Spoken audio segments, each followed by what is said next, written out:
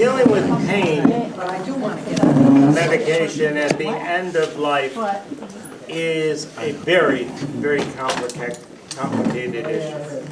Some people will say we can't do it because it's going to shorten the person's life. Other persons will say we can do it anytime we want. Well, as with many other things, there's a middle of the road. This doesn't always happen, but I had an experience. I live at the Nottingham, which is a senior living community, and most of the retired priests live there. And I lived there with a retired priest who had just gone into hospice. Okay, now this is not indicative of all hospice. Please don't take it that way. But when he went into hospice, the nurse told the folks who were taking care of him to start giving him this medicine. And the medicine was Roxanol, which is for pain. And I said, no. And they looked at me like I had two heads. What do you mean you're not going to get this?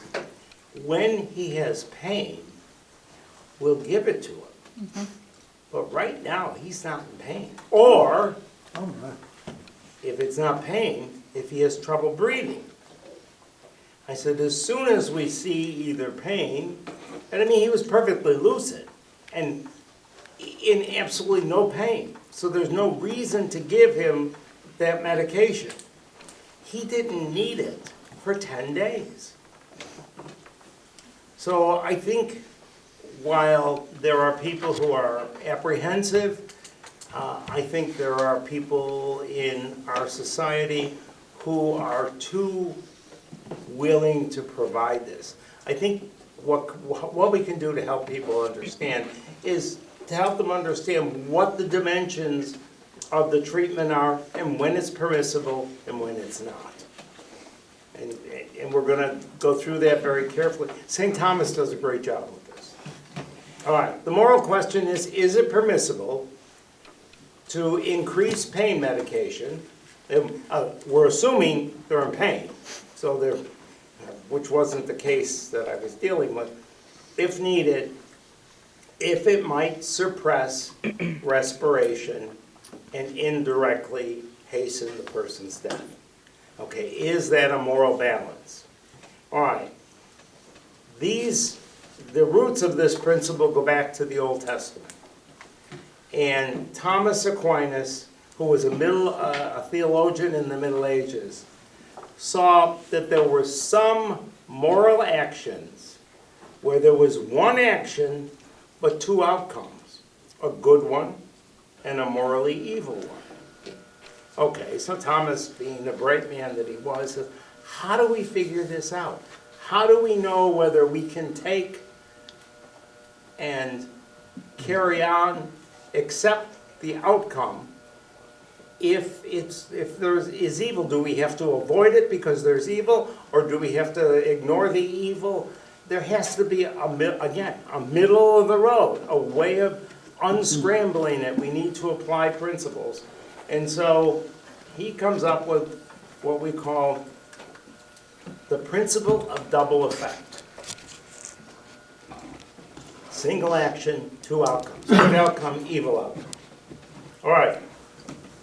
We're able to use this and morally undertake this action if all four of these are present. So these are the categories that Aquinas is going to talk about that many of the people at the end of life, who treat people at the end of life, are not the least bit aware of. Is the action morally good or at least morally neutral? All right. We'll explain that in a minute. Is the good effect intended, not the evil effect? So in other words, do you prefer the good? Are you looking for the good, not the evil? And secondly, is the good effect not brought on by an evil means? In other words, is the release of pain determined by stopping the person's respiration? No, that wouldn't qualify, all right? And then there's got to be a serious or proportionate reason for permitting this evil. So we got to have, the action has to be good or at least neutral. It has to be, the good has to be intended, the good not brought about by evil, and then the proportionality of it. We use this very same principle when we deal with ectopic pregnancy. All right, condition 1. Is the action morally good or at least morally neutral? Relief of pain is a morally good action. So we got number 1 on our side. All right, is the good intended? The intention of the action is to relieve pain, not to suppress the life. So it's not intended to shorten the person's life. All right, number 3, is the good produced by evil means? The good is obtained by the administration of medication, which is a morally good action, not obtained by the suppression of respiration or even death. And then 4, is there a proportionate? Is the proportionality there? All right, keeping a person comfortable as they approach death is important enough to justify the possibility of potentially suppressing the respiration. And when all 4 of these are met, then we can go ahead and use the pain medication, even though it might have the side effect of suppressing respiration. Sounds like common sense. I suspect there's going to be questions, so. So this is in reference to comfort care? Yes. Okay. So I had to make that decision for my dad. Okay, tell me about it. So he was 95, he had Yeah. COVID, he had COVID pneumonia. Mm-hmm. They wanted to put him on a ventilator and we said no. Mm-hmm.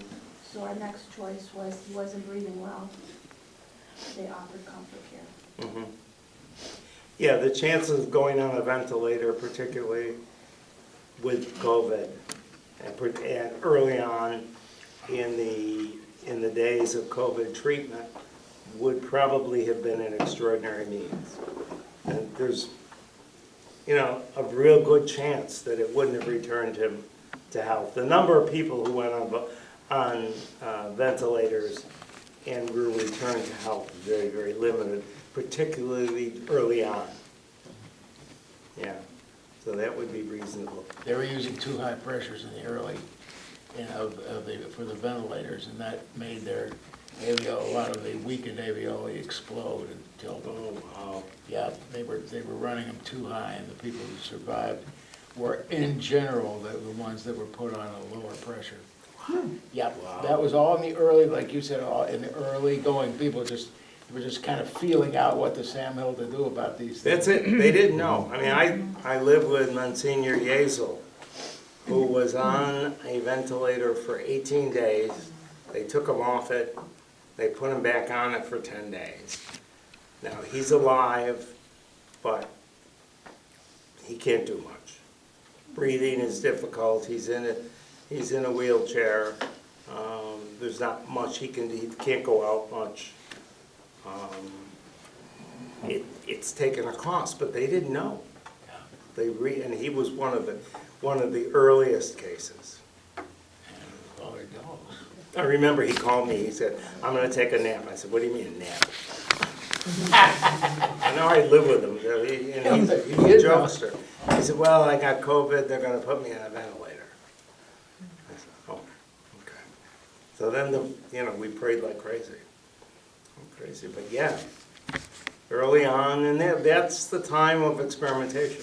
They did the best, they did what they thought they could. So, and again, we're looking at extraordinary means. Okay, what else? Looks like it's all common sense.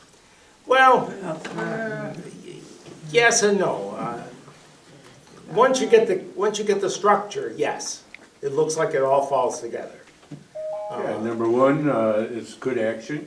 Number 2, you didn't really want to kill them, Right. so that's good. Number 3, The goods. this is good produced by evil means. No, you're not No, doing that. no, you're not You're giving stopping his medicine. heart to solve something else. Right, And 4 is it proportionate. yeah. Yeah, Yeah, so common sense. But I mean, here's where we can help people if they need to understand. As a lot of people will go into, like, one of the things the people at Mercy House asked me, we have people coming in and they don't want to be given pain medication. Well, by the time they hit Mercy House, chances are they're very close to death and probably are either having difficulty breathing or in pain. So they would qualify as we kind of worked our way through. So helping them understand that's a big thing because it's a terrible guilt trip. I mean, think of it. How many people, if they don't understand what's going on, what these principles are, wrestle with the fact that, okay, I've got this relative who's in agony, yet I don't want to kill him. I mean, think about the angst that would go on at that point. So if we can help people understand that there are ways, okay, there's a way of kind of unscrambling this. And, for myself, with that priest, I said, he's not in pain. Why are we giving him Roxanol? He wasn't having trouble breathing. So as soon as he is, we give it to him. So we are, not everybody agrees with us. Not everybody sees the world the way we do. Okay, nutrition and hydration. Nutrition and hydration provided by natural means or by medically induced means, IV, are considered basic human care or ordinary medical intervention. It's ordinary and proportionate, and it's morally obligatory. Okay, got that. Yet, remember I said when the bishops and the cardinals or Rome wrote back and forth, there were situations that we wanted them to address directly. There are some exceptions to that. There are 3 what we call in principle exceptions. So yes, in principle, it's an ordinary means and should be always provided. However, it's an extraordinary means when death is imminent and nutrition and hydration wouldn't provide any benefit. My aunt, another aunt, not the same one, was at the end of her life, she was in a lot of pain. She was receiving pain medication, and she wasn't receiving IVs. And my brother said, "We're killing her. We're not letting her drink. We're not giving her hydration. She should have IVs." I said, "We don't have to provide IVs at this point because they're not going to benefit her. They're not going to extend her life. In fact, what they will end up doing is extending her life and making it more difficult." So that's, again, a tough decision if you don't know why, what you're doing. And okay, so that's one of the conditions where it's an extraordinary means. Another one is if it becomes a burdensome treatment. That means when the method of delivering the medically directed nutrition or hydration causes complications. In a lot of cases, demented people will pull the feeding tube out. In a lot of cases, they will pull the IV out. IVs will get clogged. So when those things happen, then we can use in principle exception. Sometimes there's a number of kind of choking that takes place. Also, if it's futile, again, ordinary treatment, if the patient can't assimilate or digest the nutrition or hydration.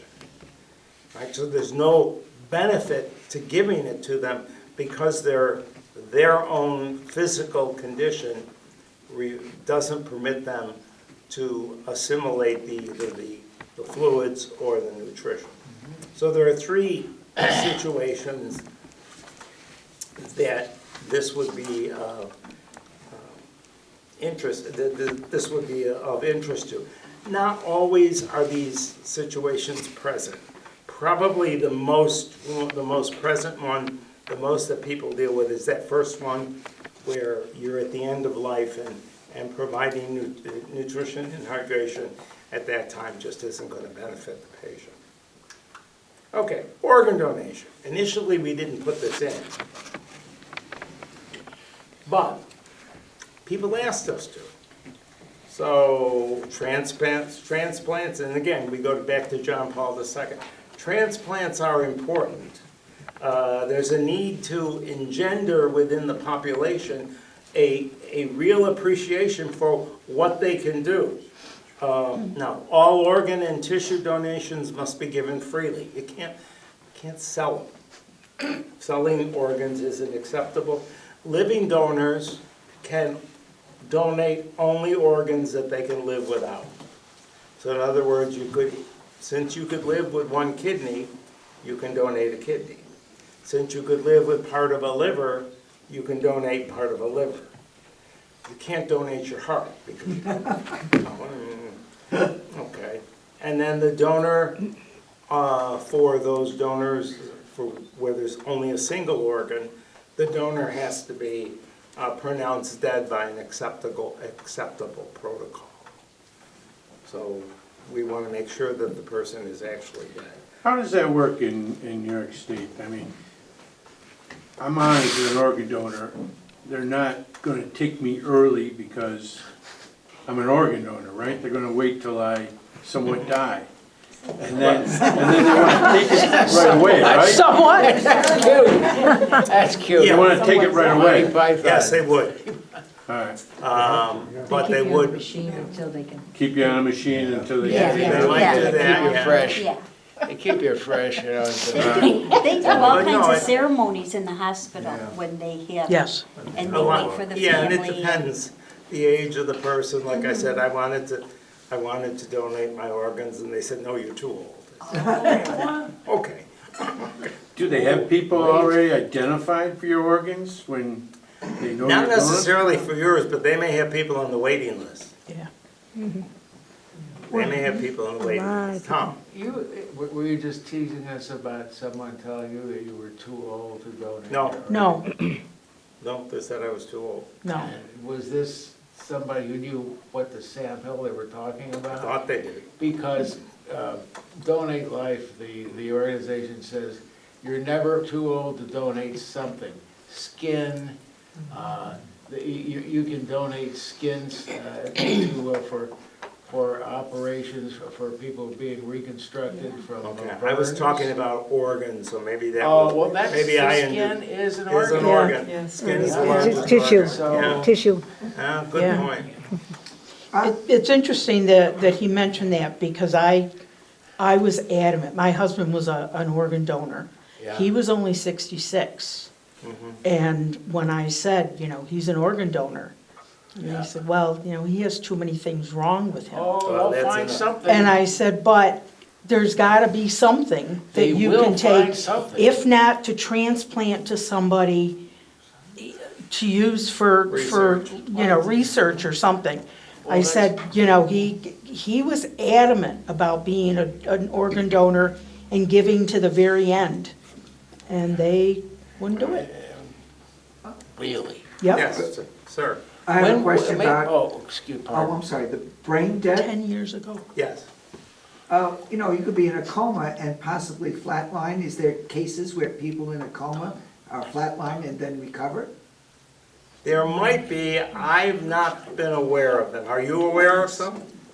I've heard that it's there in the literature, so I'm not sure that brain death is the marker.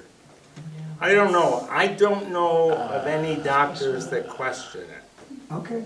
Now, again, those are the doctors that I know.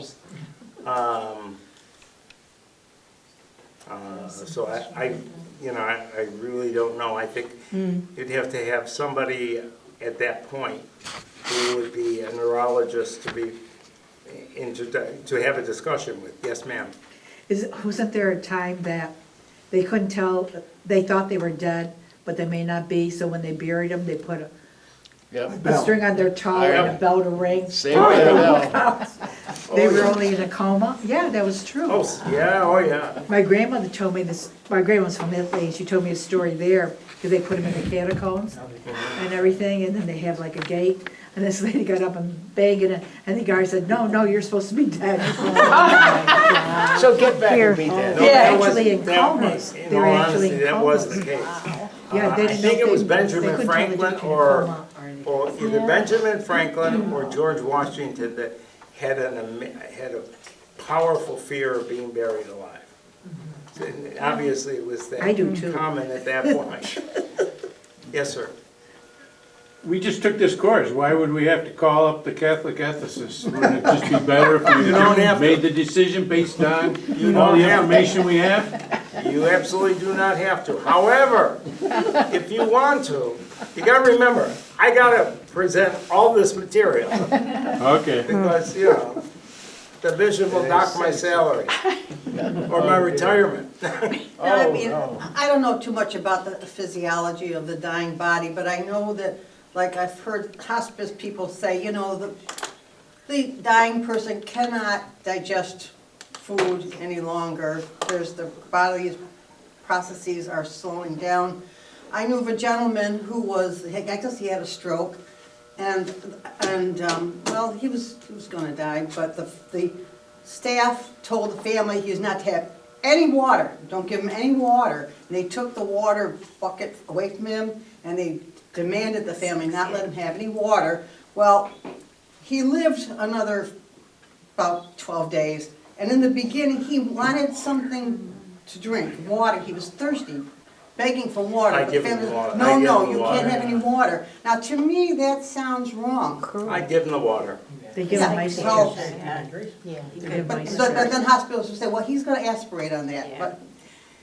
You know what, at that point, Yeah, I yeah. would rather, now, the other thing is, ice chips Yeah. Sure. are They could do it. kind of a safe way of Those little providing just a lollipops with the little water you bit. dip in. Yeah. But Yeah, the family were gonna obey the healthcare person because they were told that's what they had to Right, do. and it And I might- thought that was wrong. Well, I agree. I see the healthcare person's thought, but at the same time, I think individual comfort is more important. That's, to me, a more important value. But they're all difficult situations, yeah. I only had hospice for 4 days. The last time I took my mom to the hospital, the doctor came in, our primary, because he was still coming back then. And I looked at him, I said, what's her prognosis? And he looked at me, and he said, she's dying. So, and then he turned away, because, he helped me keep her, she was homebound for 10 years. Oh, wow, And God everything. bless.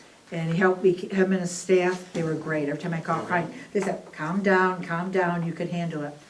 So I said, well, what do we do next? And so we went through our options, and we decided she's been home for 10 years and everything, to bring her home.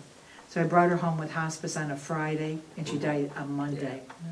And they came, but they filled up the syringes they wanted me to give her. I said, but she's not in pain, because you get to know the person. My mom, like her mother, when they were in pain, their face used to crinkle up, and you could see the pain in their face. But she wasn't, she was very calm. I had the perfect aide to help me in the morning, and she would stand by the bed and just talk to her. My mom used to just look. So I knew she wasn't in pain. I said, she's not in pain. Why do I have, and I didn't give it to her. I agree. And I she agree. slowly went, and I just prayed, because I saw my grandmother die, and I saw my father die, that when she went in her sleep. So she was in the bed there, because all we could do was bathe and change her. And we're from Mount Carmel's, and she always wore the scapular, but we took it off to bathe her. And so I'm fixing up her supplies on the side of the bed, and I'm looking, and she was still breathing. I said, I forgot to put a scapular back on. I put it back on and she died 10 minutes later. Because they said if you wear it, you'd never die without it. So we had put it back on her, Oh, all right. and then she went shortly after that. But I could see her slowly, she went to sleep, and she just peacefully went, God bless. That's the kind of death I want. yeah. What if I was 90 and I had arthritis, crippling arthritis, and I had all these other things, and my bones were deteriorating, and I couldn't grab things, and everything was all coming to an end. And New York State, I guess, has, they allow you to end by not taking water and not taking nourishment. New York State also allows you physician-assisted suicide. Oh, do they? I didn't Oh, know yeah. that. I thought it was only if you didn't take. So, I mean, you're obviously not thinking clearly, because you're in a terrible state at that time. It's at the end of life. How many more years are you gonna get? I mean, you say imminent. Some people live to 100, others don't. Others die at 60. I'm living to be 100. So, yeah. Isn't that where I already showed my you used doctor, to have I'm gonna be a? What do you do in a case like that? DNR at 90? No, 100. 120. Not necessarily, see, I would, well, again. You're saying just because it's I not would your believe body? that we- A choice I would that believe he that we would made. have to keep the patient as comfortable as possible. And there are a number of ways that we can do that. The DNR at That's the 90, same thing. if the person is seriously debilitated and approaching death, yes, do the DNR. But I have dinner with a 90-year-old every night. Oh, I know, but he's saying he has many issues. Yeah, now you Health could do a issues. DNR at that point, in terms Okay. of saying, And okay, DNR, if my does heart's, that stop the IVs and does No. that? it would say if my heart stopped, they wouldn't. Oh, it would have to be something You want to major. give you CPR. Yeah, okay. In case we haven't answered all your questions, you might need a Catholic moral opinion. Put this phone number in your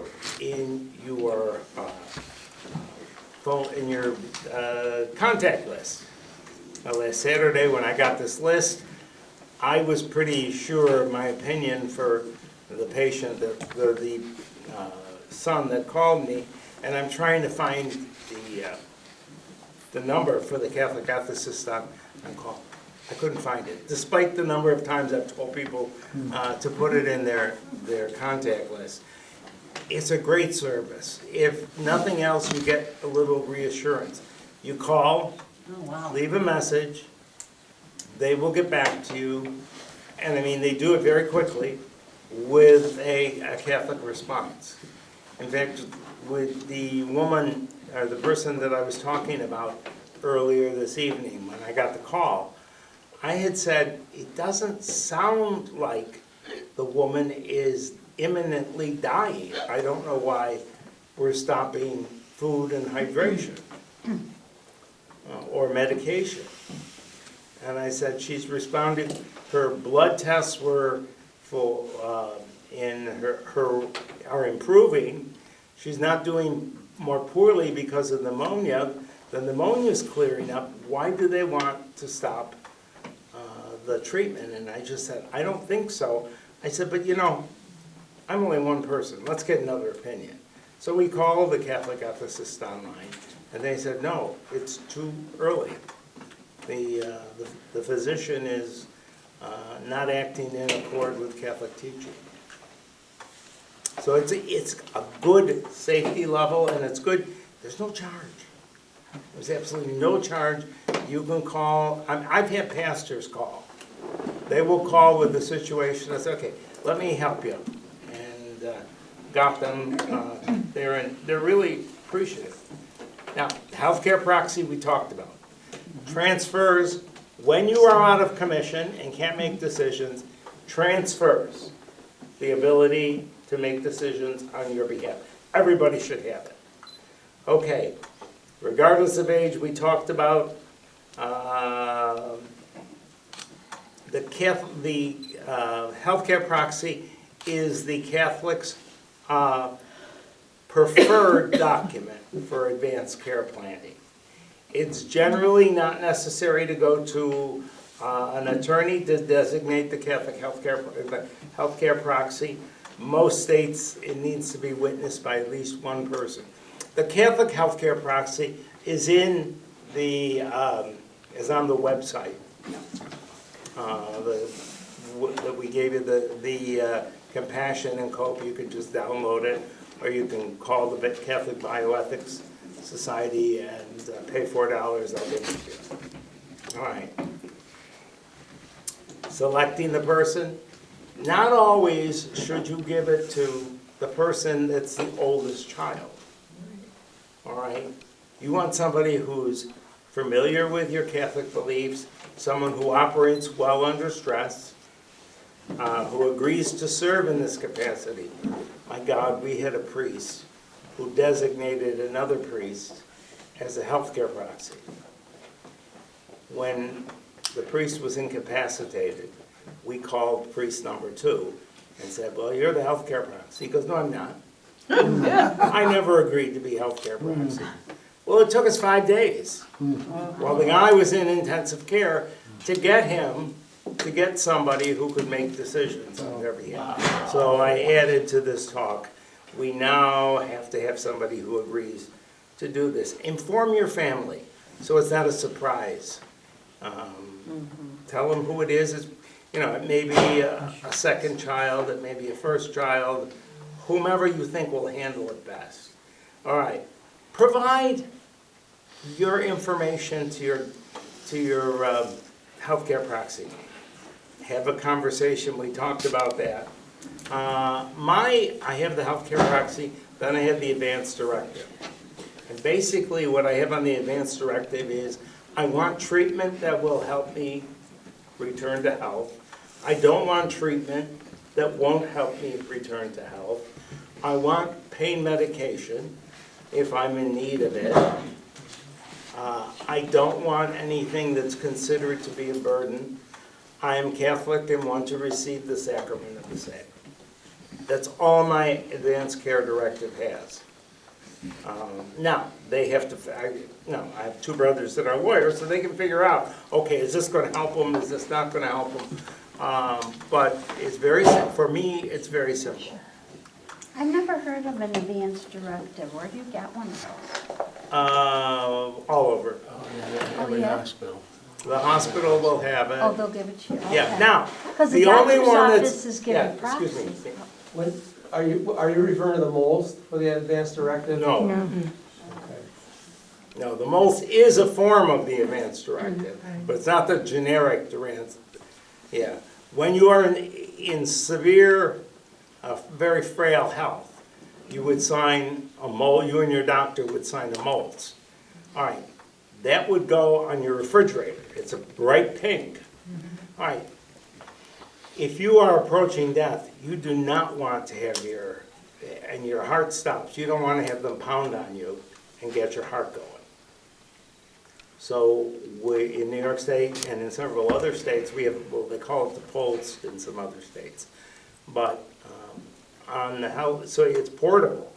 So like if you go home, as long as it's on your refrigerator and it's signed, the ambulance people do not have to begin to restart your heart.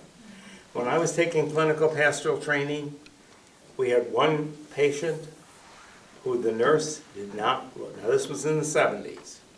The nurse did not look. His heart stopped. She immediately called the code. They restarted his heart, only to have him die in pain of lung cancer. What's the difference between that and the DNR? You know, it's in the hospital. DNR is, yes, something that would be in the hospital. Not a great difference, just a little bit of nuancing. I see it with. DNR would not be used outside of the hospital. Okay. The moles would be. The MOLST is portable, so like if you go to the hospital, you can take it to the nursing home, you can take it to, like if you went to Francis House here, well, that's not in Syracuse, we're not in Syracuse. However, a DNR stops at the institution it was issued at. Yes. The most has more to it than just the DNR portion though. It's got like, other things in there, like, I don't know about feeding tube or something like that. It has more details.